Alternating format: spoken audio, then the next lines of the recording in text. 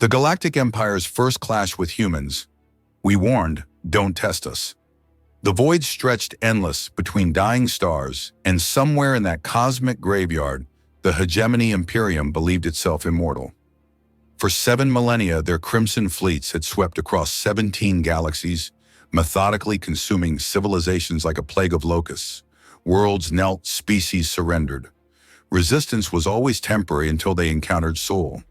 Admiral Kyrex Dran stood on the obsidian bridge of his dreadnought, the Eternal Dominion, watching Earth's pathetic blue marbles spin in the holographic display. His 6 arms, each bearing conquest scars from 100 fallen worlds, drummed against the command throne, carved from the bones of the last Altarian emperor behind him. His tactical coordinator, Sub-Admiral Vexus, monitored the primitive human communications, their panicked chatter filling the bridge speakers. Such fragile creatures. Dran hissed through his mandible's voice, carrying the authority of 7,000 years of conquest. 8.7 billion souls crawling on that mud ball, and they dare refuse our mercy. Vexus's compound eyes reflected the tactical display. Their largest vessels barely qualify as escorts. Admiral, their technology appears frozen in primitive chemical propulsion. We detected no quantum shielding, no plasma weaponry, no dimensional folding capabilities. Dran's mandibles clicked with amusement, the sound echoing through the massive bridge like breaking bones. Yet they responded to our generous offer with such creativity. The human response had been transmitted 3 solar cycles ago. When the hegemony first made contact, standard protocol demanded submission, 75% resource tribute, immediate surrender of all military assets, acceptance of hegemony oversight. In exchange, the species would be permitted to exist as vassals, contributing to the Imperium's eternal expansion. Every species accepted, eventually survival demanded it, logic dictated it, fear guaranteed it, but not these humans. Their response had been broadcast across all frequencies in over 200 languages, as if they wanted the entire galaxy to hear their defiance. The recording materialized in the bridge's center. A human female appeared, weathered face, steel blue eyes, wearing the simple uniform of their United Earth Defense Command General Lyra Blackthorn.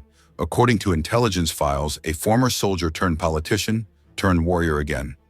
This is General Blackthorn of the UEDC speaking for all humanity. Her voice carried no fear, no trembling, just cold certainty. We've received your ultimatum. Our response is simple. Go to hell. We don't negotiate with parasites. We don't bow to bullies. And we sure as hell don't surrender to cowards hiding behind superior numbers? Her eyes seemed to stare directly at Dran through the recording. You want Earth, come and take it. But understand this, we are not your typical prey. We are not your standard conquest. We are something you've never encountered before. We are humans, and we warned you once, don't test us. The transmission had ended, with an image burned into every screen across the hegemony fleet. Earth's moon Luna, now bristling with defense platforms, orbital factories, and what appeared to be the largest military buildup in human history, all constructed in the 3 years since first contact. Dran's subordinates had laughed when they first saw the response. Such arrogance from a species that couldn't even travel between stars efficiently. But now, 3 cycles later, with the subjugation armada hanging in Earth's outer system like a storm of death and steel, something felt different. Deployment status. Dran commanded, his voice carrying across the bridge. 2,700 vessels at full readiness. Admiral, reported Fleet Coordinator Nethys. Battle titans that have crushed continents, destroyers that have boiled oceans, fighter clouds that have blotted out suns, carrier groups, bearing the fury of dead empires. Dran nodded. The largest fleet ever assembled against a single world, enough firepower to sterilize entire star systems. The humans would witness the futility of resistance, then they would kneel or they would burn. Sir, incoming transmission from the human homeworld, the communications officer announced. On screen, the same human appeared, but now she wore full combat armor, scarred by what looked like recent battle testing. Her gray hair was pulled back, revealing eyes that held no fear, only cold calculation behind her. The bridge of what appeared to be an Earth battleship bustled with activity. Admiral Dran Blackthorn said, somehow knowing his name, I see you brought friends. Dran leaned forward, General Blackthorn, you face the combined might of 17 galactic empires. Surrender now, and we will grant your species the honor of servitude. Resist, and we will demonstrate why the hegemony has ruled unopposed for 7 millennia. The human smiled, an expression that somehow made Dran's chitin crawl. You know what, Admiral? You're absolutely right about one thing. You have ruled unopposed, and that's exactly your problem. Explain. When you fight the same way for 7,000 years, you get predictable. When you crush every enemy the same way, you forget how to adapt. When you never face real resistance, you never learn what real warfare looks like. Blackthorn leaned forward, her image filling the screen.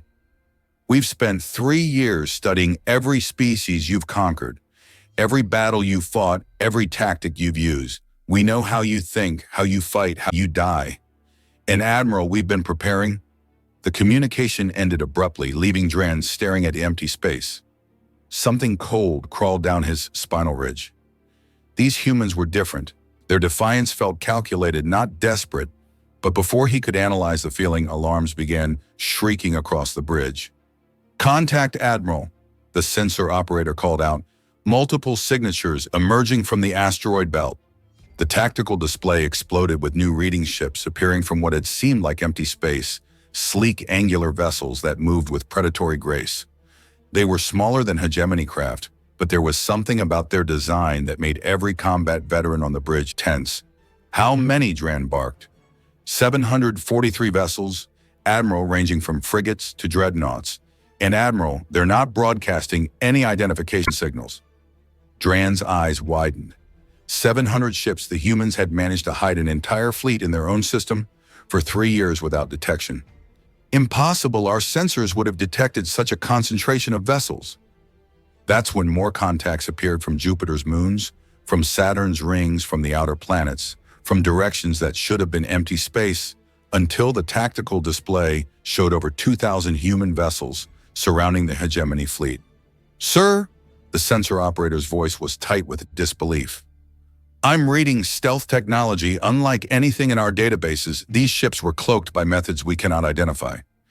Sub-Admiral Vexus turned to Dren, his compound eyes reflecting growing concern. Admiral, our intelligence indicated the humans possess perhaps 200 vessels total. This represents a fleet 10 times larger than projected. The communications array crackled again. General Blackthorn reappeared, but now she wasn't alone. Behind her stood other humans, each wearing different uniforms representing different aspects of their military. Admiral Chen Vasquez, of their Space Navy; Colonel Dmitry Kowalski, of their Orbital Marines; Captain Aisha Okafor, of their Fighter Corps, each face carrying the same cold determination. Admiral Dran Blackthorn began. Allow me to properly introduce humanity's response to your invasion. This is Admiral Vasquez, commanding the Sol Defense Fleet. Colonel Kowalski leads our boarding specialists, Captain Okafor coordinates our fighter wings, and I coordinate the whole symphony of destruction we're about to unleash on your forces. Admiral Vasquez stepped forward, a lean man with scars across his jaw. Admiral Dran, you mentioned ruling unopposed for 7 millennia. That's impressive, but you know what's more impressive? Learning from the mistakes of every species you've conquered. Colonel Kowalski joined in, voice carrying a thick accent. Every world you destroyed left survivors, every genocide you committed left witnesses, every victory you claimed has left lessons. And Admiral, all those lessons found their way to us. Captain Okafor's voice was sharp, precise. 3 years, Admiral. 3 years we've had to prepare, to study, to learn from every mistake, every failure, every tactical error of your victims. And now we're going to show you what 7,000 years of combat experience looks like when it's turned against you. Dran's mandibles clicked with forced confidence. You face the combined might of 17 empires, human. Your stealth technology is impressive, but numbers remain numbers. You cannot defeat a fleet 50 times your size. General Blackthorn smiled, that same cold expression.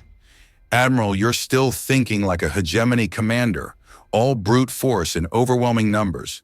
But we're not going to fight you like the species you've conquered. We're going to fight you like humans.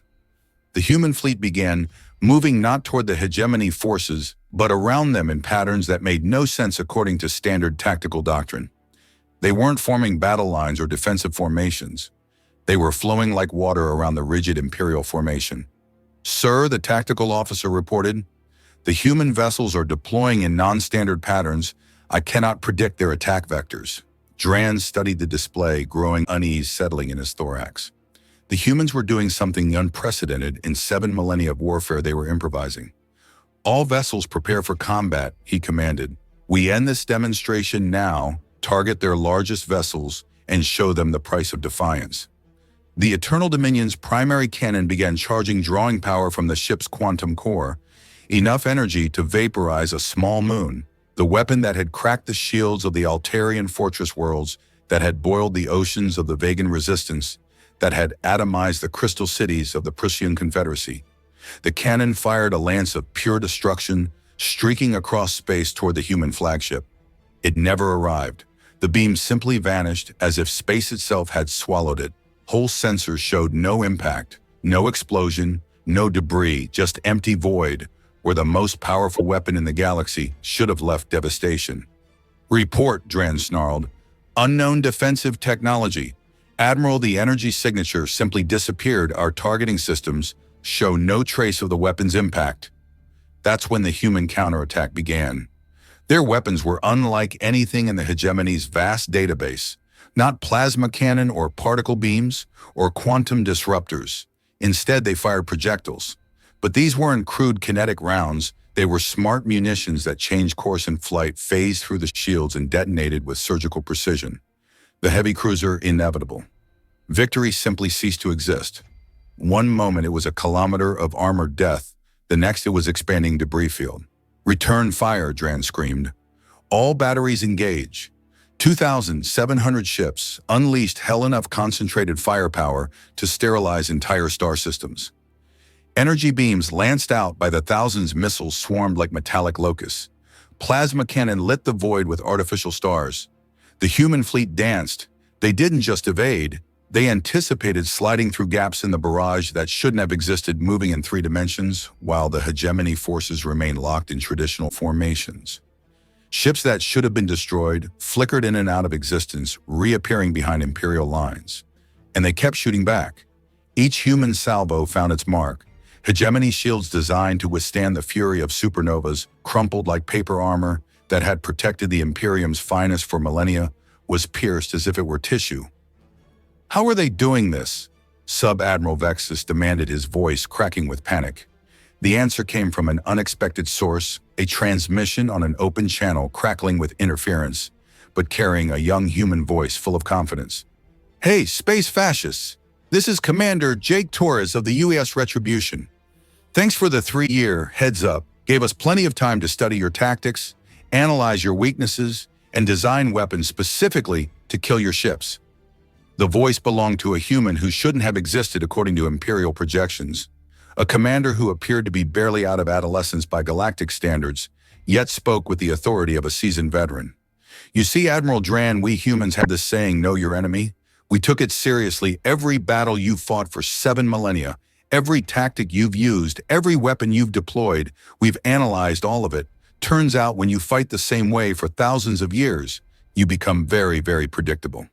Dran watched in growing horror as his fleet was systematically dismantled. The humans fought like nothing he'd ever encountered. Coordinated but flexible, disciplined but creative.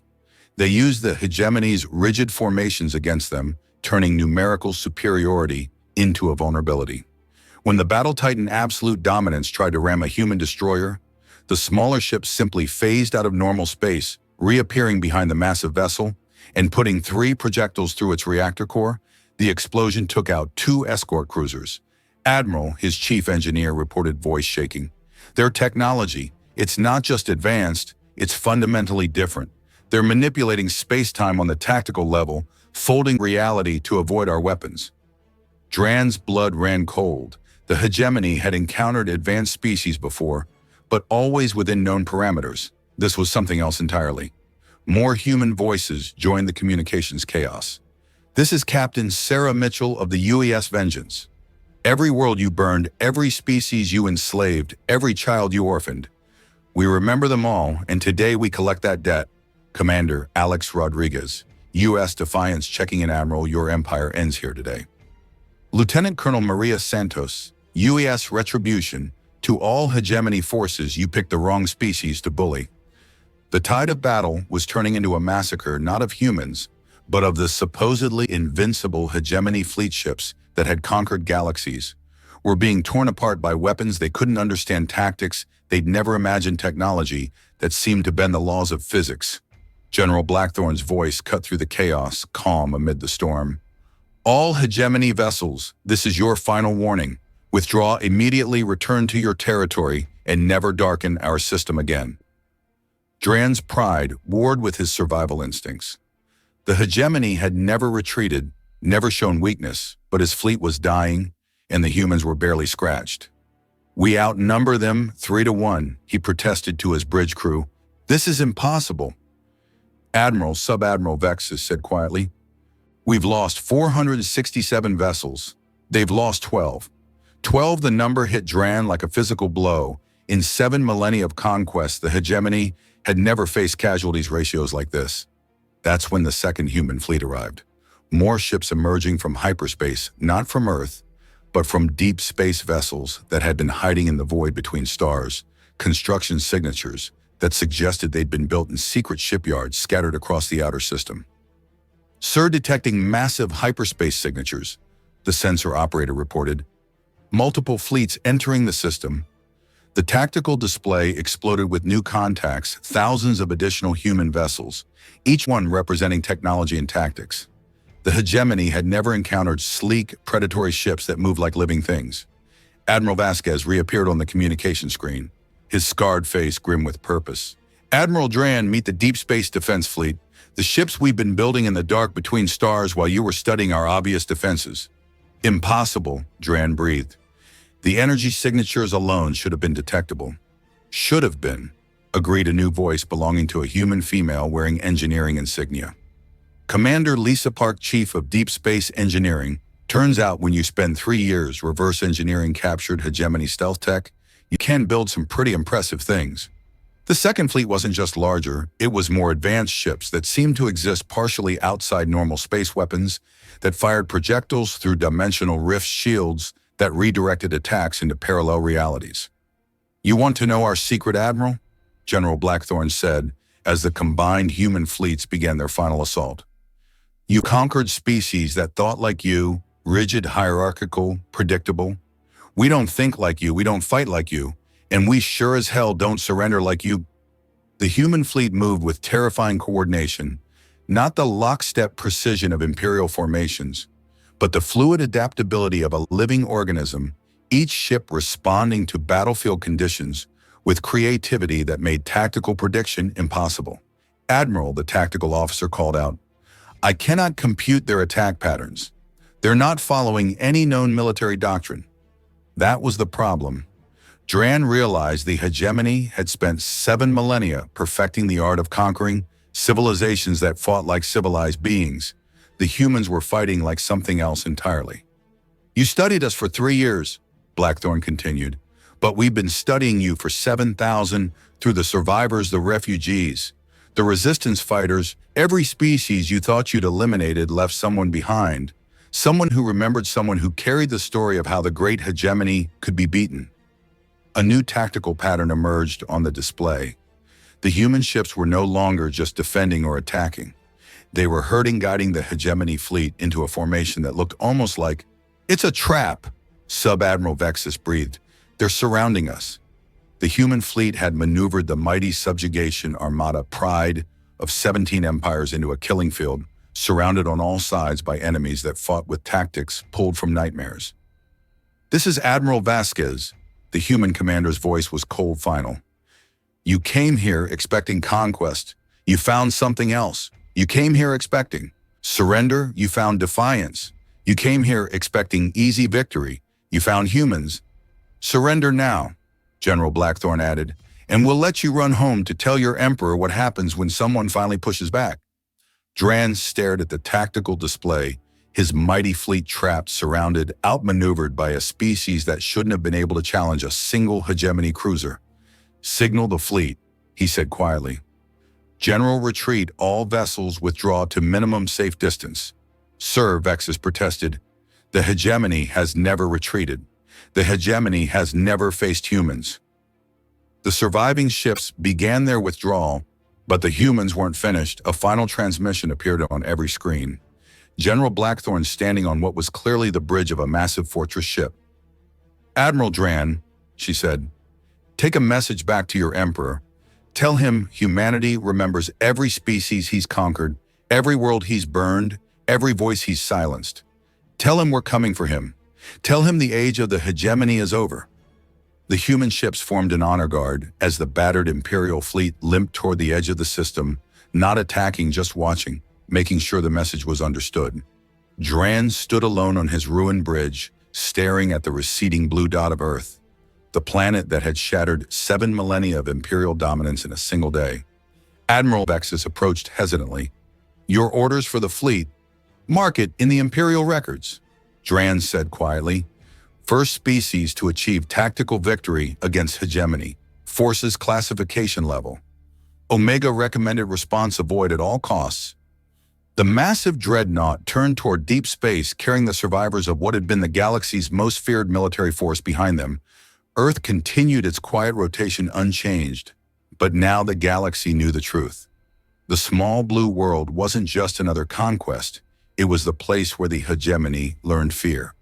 6 months later, General Lyra Blackthorn stood in the command center of Olympus Station, humanity's new deep space fortress, watching holographic displays that showed the rapidly changing galactic situation around her. The best military minds of 7 worlds coordinated humanity's next moves. "Status report," she commanded.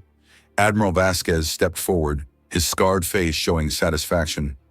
"The hegemony's fragmenting Admiral 23 subject species have declared independence. The Imperial fleet is pulling back to defend core territories. And best of all, 16 neutral powers have approached us about forming an anti-hegemony alliance." Commander Torres, younger, but seasoned by battle, added, "Our fleet's growing exponentially. Turns out when you kick the galaxy's biggest bully in the teeth, everyone wants to be your friend." Colonel Kowalski, his accent thick with satisfaction, reported, "Intelligence networks are operational across 17 sectors. Every move the hegemony makes, we know about hours before their own commanders do." Captain Okafor, her fighter wings now expanded to include alien volunteers, noted, "We're not just fighting the hegemony anymore, General. We're leading a galactic revolution." Through the viewport, Blackthorn could see humanity's new fleet taking shape, not just Earth vessels, but ships from dozens of liberated worlds, each one carrying survivors of Imperial oppression now fighting alongside the species that had shown them freedom was possible. The intercom crackled. "General Blackthorn to communications, priority transmission from hegemony core space." In the communications center, a familiar alien face appeared on the main screen. Emperor Zorthak himself, ruler of the hegemony Imperium, his 6 eyes burning with barely contained rage. "Human," the Emperor hissed. "You have cost us much, but do not mistake tactical victory for strategic dominance. The hegemony spans 17 galaxies. We will return with forces beyond your comprehension." Blackthorn stepped forward, her expression calm. "Your Imperial Majesty, with all due respect, you're missing the point. This was never about one battle or even one war. This is about something your empire never understood. Enlighten me, insect. When you push sentient beings hard enough, they don't just push back, they evolve. They become something new, something dangerous." Blackthorn's voice hardened. "You created us, Emperor. Every species you enslaved, every world you burned, every voice you silenced. They all found their way to us. We're not just humanity anymore. We're the concentrated will of every being who ever refused to kneel." The Emperor's expression showed the first crack of uncertainty. "So yes," Blackthorn continued, "bring your forces, bring your fleets, bring everything you have, because we'll be ready, and next time we won't just defend, next time we'll come for you." The transmission ended, leaving the command center in silence. Admiral Vasquez whistled softly. "Think that was wise, goading them like that?" Blackthorn smiled, the same cold expression that had chilled alien blood 6 months ago. "Admiral, they were always going to come back now. At least they'll come angry, and angry enemies make mistakes. And we'll be ready. Better than ready, we'll be hunting." In the depths of space, hidden construction yards worked around the clock. Humanity's first generation of starships had been defensive, designed to protect Earth and her colonies. The second generation was different, Sleeker, faster, deadlier ships, built not for defense, but for war across the galaxy. The third generation under construction in secret facilities scattered across a dozen star systems would be something else entirely, vessels designed not just to fight the hegemony, but to end it. The Emperor had awakened something he didn't understand for 7 millennia. The hegemony had been the apex predator, the ultimate threat. Now they faced a species that didn't just fight back, they evolved, adapted, learned from every encounter. Deep in the cold darkness between stars, humanity prepared to teach the galaxy a new lesson about what happened when you push the wrong species too far. The message was already spreading across 1,000 worlds in hundreds of languages, carried by refugees, resistance fighters, and the growing network of species that had chosen freedom over slavery. We warned you, don't test us. You tested us anyway. Now you'll learn what happens when humanity stops playing defense. The hegemony had ruled through fear for 7 millennia. Now it was their turn to be afraid. In the outer darkness beyond the rim, where ancient things stirred in response to the changing galactic order, other powers watched and waited, some with hope, others with calculating interest, all of them wondering the same thing. What would humanity do next? The answer was already taking shape in classified briefings and sealed orders throughout the growing alliance of free worlds. Humanity wasn't content to simply defend anymore. They were going on the offensive. Operation Nemesis, the systematic liberation of every world under hegemony control, was entering its final planning stages. Within the year, human fleets would begin striking deep into Imperial territory, not for conquest, but for liberation, not for resources, but for justice. The galaxy was about to learn what humans meant when they said they were coming. The hegemony had made one fatal mistake. They had assumed that humanity, like every other species they'd conquered, would fight like a civilization. They were wrong. Humans fought like humans, and that made all the difference. The war was just beginning, but the outcome was no longer in doubt. The only question was how long it would take for the greatest empire in galactic history to fall to a species from a small blue world that had simply refused to kneel. Admiral Drayan, in his exile on a forgotten world on the rim, would sometimes stare up at the stars and remember the moment everything changed, when humanity showed the galaxy that even the mightiest empire could bleed. The humans had kept their promise. They had warned the hegemony not to test them. The hegemony had tested them anyway. Now the entire galaxy would live with the consequences.